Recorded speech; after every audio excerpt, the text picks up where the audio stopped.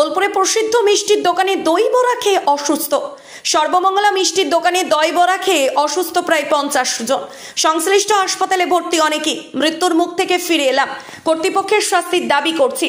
Social মিডিয়ায় post. মিষ্টির দোকানের শাটার বন্ধ করে দিয়ে বিক্ষোভ গ্রাহকদের। বিরাট উত্তেজনা বীরভূমের বোলপুরের শান্তিনিকেতন সর্বমঙ্গলা মিষ্টির দোকানে। অভিযোগের কথা স্বীকার করে নিয়েছেন মিষ্টির দোকানের মালিক। বীরভূমের বোলপুরের শান্তিনিকেতন রোডের উপর সুপার মার্কেটে বহু বছরের পুরনো সর্বমঙ্গলা নামক মিষ্টির দোকান রয়েছে।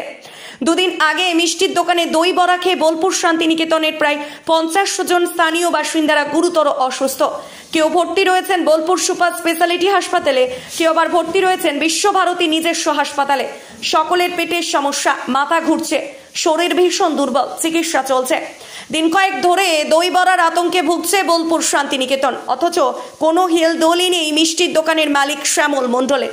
এদিন অসুস্থ হয়ে পড়া মানুষজনদের পরিজনরা জমায়েত করে শান্তিনিকেতন রোডের উপর সর্বমঙ্গলা মিষ্টির দোকানের সামনে ভরা বাজার, প্রচুর মানুষজন। বিক্ষুব্ধরা মিষ্টির দোকানের সামনে দীর্ঘ সময় ধরে বিক্ষোভ দেখানোর পর দোকানের শাটার বন্ধ করে দেয়।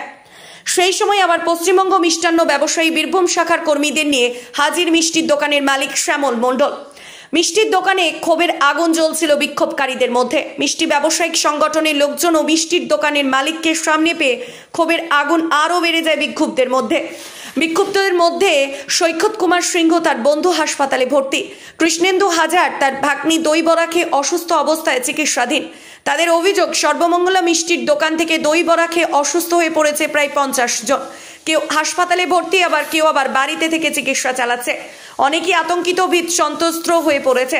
মিষ্টির দোকানের মালিক কোনো খবর নেয়নি। এভাবে দায় এড়িয়ে যেতে পারে না। আমরা চাই মিষ্টির দোকানের মালিকের কঠোর শাস্তি হোক। প্রশাসনের দৃষ্টি আকর্ষণ করছি। আমরা 70 বছর ধরে মিষ্টির ব্যবসা চালিয়ে আসছি। এ ধরনের ঘটনা প্রথম।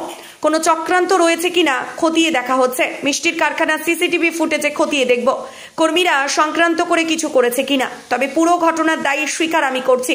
মন্তব্য সর্বমঙ্গলা মিষ্টির দোকানের মালিক শ্যামল মণ্ডলের। সর্বমঙ্গলা থেকে রোববার দিন আমার এক বান্ধবী দই বড়া খেয়েছিল। তার আগে শুক্রবার থেকে 3 দিন, মানে শুক্র শনি রবি 3 দিন যে দই বড়াটা খাওয়া হয়েছিল, যারা যারা খেয়েছিল প্রত্যেকে অসম্ভব ফুড পয়জন হয়েছে এবং মানে তাদের প্রত্যেকে হসপিটাল সাপোর্ট লাগছে। কেউই এরকম ওষুধ খেয়ে সুস্থ হতে পারছে না। এমতো অবস্থায় শান্তিনিকেতনের একজন পরিচিত নামী ব্যক্তি সমীরন্দার বাড়িতে এই ঘটনা ঘটে, তো উনি পোস্ট করেন। আমরা ওনার পোস্ট দেখে, ওইটা কিন্তু ওনার পোস্টটা আগে দেখলে ওই দই বড়াটা খাওয়া হতো না, মানে আমরা যে পরে দেখেছি ওনার পোস্ট দেখে আমরা বুঝতে পারলাম আসলে ফুড পয়জন হয়েছে দই বড়াটা খেয়ে, ওনার পোস্ট দেখে। এবং সেখানে আমি দেখলাম যে উনি ওনাকে ক্ষমা চেয়েছেন, বাড়িতে গিয়ে উনি সেটা লিখেছেন। কিন্তু তারপর থেকে বোলপুরে ব্যাংক থেকে আরম্ভ করে আমরা অন্ততপক্ষে পরিচিত 20 জন, তার বাইরে 40 জন হসপিটাল পিএমে এই ঘটনা ঘটছে। প্রশাসন থেকে, প্রতিষ্ঠান থেকে ফোন করলে আর কারোর কোনো ফোন ওনারা তোলেননি।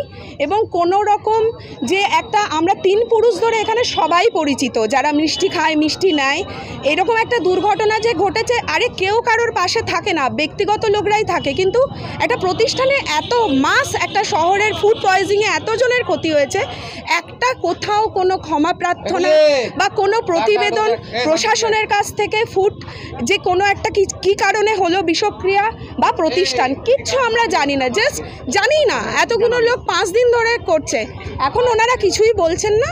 আমরা চাইছি যে এটা কেন হলো জানতে, এবং তার জন্য এটার অ্যাক্সিডেন্ট, দুর্ঘটনা ঘটতে পারে, কিন্তু একটা শহরে দুর্ঘটনা হলে সবাই চোখ উল্টে নেবে, তাদের দায় আছে, থাকবে না, এটা তো ঠিক নয়। আজকে ও একটা কলেজে পড়ায় অধ্যাপিকা, আমরা বন্ধুরা ওর সঙ্গে আছি বলে ও সুস্থ হচ্ছে, কিন্তু অন্য যাদের হয়েছে, তাই না? যে যারা আমাদের হয়ে গেছেন, এফেক্ট হয়ে গেছেন, তাদের যথাসম্ভব চিকিৎসা যা খরচা সেটা আমরা বহন করব। আজকে সেটা আমরা নিজেরাও দেখেছি, কোনোভাবে বুঝতে পারিনি। আজকে আমরা 70 বছর থেকে সিনেমার জন্য ব্যবসা করছি এবং এই প্রতিষ্ঠানটা তিল করে গড়ে উঠেছি, অনেক পরিশ্রম করেছি। আমি কখনোই যাব না আমাদের যারা ভ্যালুয়েবল কাস্টমার আছে তাদের কোনো ক্ষতি হোক। আমি নিজে অসুস্থ হয়ে ভর্তি ছিলাম, ওই জন্য তো কালকে রাত্রে এসেছি, এসে এবং অনেকের সঙ্গে ফোনে আমি ব্যক্তিগতভাবে যোগাযোগ করেছি, সবার সঙ্গে হয়তো করতে পারিনি। আমিও মানে আমার জীবনে এটাই প্রথম হলো, এই ধরনের ঘটনা ঘটেনি। আপনি মানবিক জায়গায় কারো খবর নিয়েছেন? 40 জন অসুস্থ বলছে, হাসপাতালে গেছেন? আমি একজনের বাড়িতে গেছিলাম আর কয়েকজনকে ফোনও করেছিলাম। সবাই না, সবাই আমি কয়েকজনের ফোন করেছি, তুলেছি, তার সঙ্গে কথা হয়েছে। আমি তো সবারই বাড়ি জানি না, কে ভিকটিম না ভিকটিম আমি তো জানি না, কতজনকে এফেক্ট হয়েছে না হয়েছে। হ্যাঁ, ক্ষতিপূরণে বললাম যে যত সম্ভব তাদের যেটা আছে তাদেরকে করা সম্ভব উনি করবেন, এবং আমি এটা বুঝতে পারছি না। হ্যাঁ, ক্ষতিপূরণের ব্যবস্থা করবো। আমি বুঝতে পারছি না কি থেকে হলো, কিভাবে হলো, আমিও নিজে বুঝে না। যে আমরা তো এই বোলপুর তো ছোট্ট শহর, সবাই পরিচিতি। মালিক দিচ্ছেন, আপনারা ট্রেনে নিয়ে যাচ্ছেন কেন? মালিক ট্রেনে দিচ্ছে, নিয়ে যাচ্ছে মানে উনি কর্তৃপক্ষ তো, আমরা সমিতিগতভাবে সাংবাদিকরা কর্তৃপক্ষের সাথে কথা বলছে, সমিতি সংগঠনের সঙ্গে কথা বলেনি সাংবাদিকরা। কেন ট্রেনে নিয়ে গেলেন আপনারা? কেন ট্রেনে নিয়ে যাচ্ছেন আপনারা? মালিককে কেন ট্রেনে নিয়ে যাচ্ছেন আপনারা? কেন নিয়ে যাচ্ছেন?